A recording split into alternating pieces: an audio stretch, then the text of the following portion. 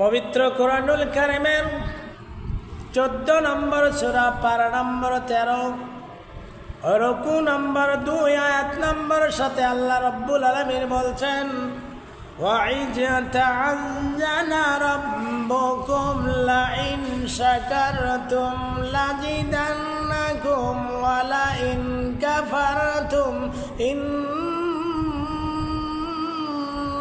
عَذَابِي لَشَدِيدٌ। আল্লাহ রাব্বুল আলামিন বলেন, মনে রেখো তোমার রব সাবধান করে দিয়েছিলেন, মনে রেখো তোমার রব সাবধান করে দিয়েছিলেন যে যদি তোমরা শুকর করো অবশ্যই তোমার রব আরো বেশি দান করবেন, আর যদি কুফরি করো তাহলে তোমার রবের আযাব বড় কঠিন।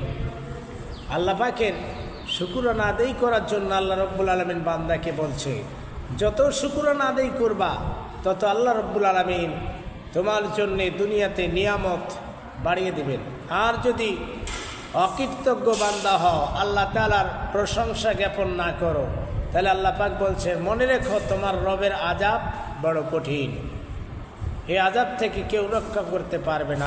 আল্লাহ যখন ধরবেন তখন শক্ত ধরবেন। ইন্না বাদশা রাব্বিকা লাশাদীদ।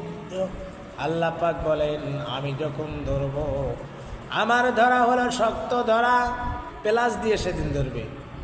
আল্লাহ পাক বলছেন এমনভাবে ধরবো এইখান থেকে পার পাওয়ার কোনো উপায় থাকবে না।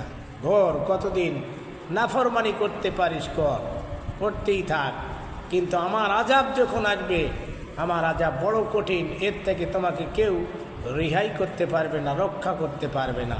আল্লাহ রাব্বুল আলামিন আমাদেরকে এই বুঝ দান করুক।